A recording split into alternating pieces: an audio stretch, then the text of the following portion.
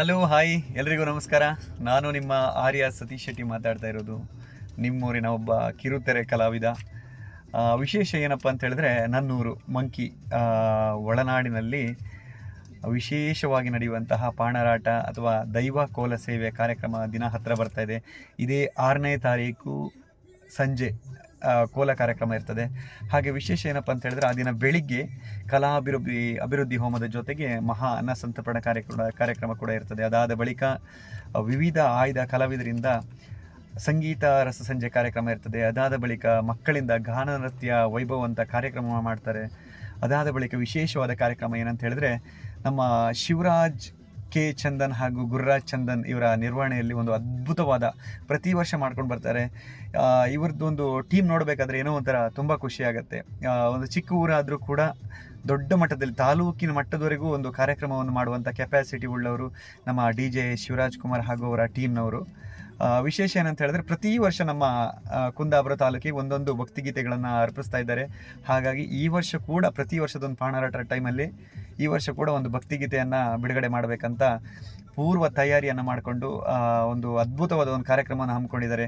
ಆ ಭಕ್ತಿಗೀತೆಯ ಹೆಸರು ವರ್ಷಕ್ಕೆ ಒಂದು ವಿಭಿನ್ನವಾಗಿರ್ತದೆ.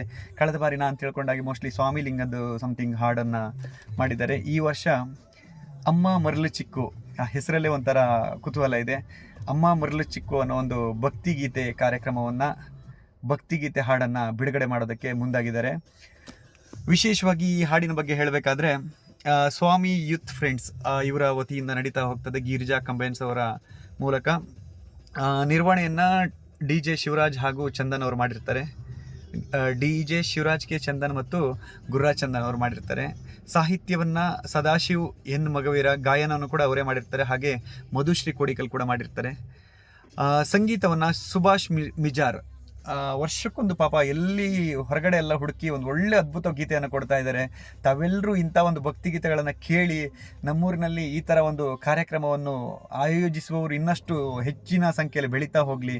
ಮುಂದೊಂದು ದಿನ ನಿಮ್ಮ ಸಂಗೀತ ಕಾರ್ಯಕ್ರಮ ಎಷ್ಟರ ಮಟ್ಟಿಗೆ ಅಂತ ಹೇಳಿದ್ರೆ ರವಿ ಬಸರು ರೀತಿಯಲ್ಲಿ ಬೆಳೆಯುವಂತಾಗಲಿ. ಒಟ್ಟಿನಲ್ಲಿ ಹೇಳೋದಾದರೆ, ಈ ಒಂದು ಕೋಲ ಕಾರ್ಯಕ್ರಮ ನೋಡುವುದು ನಮ್ಮೆಲ್ಲರ ಭಾಗ್ಯ ಅಂತ ಹೇಳ್ಬೋದು. ಸಾಧ್ಯವಾದಷ್ಟು ನಾನು ಕೂಡ ಈ ಕಾರ್ಯಕ್ರಮಕ್ಕೆ ಬರಲು ಮುಂದಾಗಿದ್ದೀನಿ. ನಾನು ಬರ್ತಾ ಇದ್ದೀನಿ, ನೀವೆಲ್ಲರೂ ಬನ್ನಿ. ಇಡೀ ದಿನ ಈ ಒಂದು ಕಾರ್ಯಕ್ರಮದಲ್ಲಿ ಕೂತು ಎಲ್ಲ ಕಾರ್ಯಕ್ರಮವನ್ನು ಎಂಜಾಯ್ ಮಾಡಿ. ಕೋಲ ಸೇವೆ ಸಿಗೋದಿಲ್ಲ, ನಮ್ಮ ಊರಲ್ಲಿ ಸಿಕ್ಕಿದೆ ಅಂತ ಹೇಳಿದ್ರೆ ಅದು ನಮ್ಮ ಪುಣ್ಯ ಅಂತ ಹೇಳ್ಬೋದು. ಇಡೀ ಮಂಕಿ, ಒಳನಾಡು, ಹೊಸನಾಡು, ಅರಾಟೆ ಎಲ್ಲ ಭಾಗದವರು ಬಂದು ಈ ಒಂದು ಕಾರ್ಯಕ್ರಮವನ್ನು ಯಶಸ್ವಿಯಾಗಿ ಮಾಡಿಕೊಡ್ಬೇಕಾಗಿ ಕೇಳ್ಕೊಳ್ತಾ ಇದ್ದೀನಿ. ಪ್ರತಿಯೊಬ್ಬರಿಗೂ ಥ್ಯಾಂಕ್ ಯು, ಧನ್ಯವಾದಗಳು.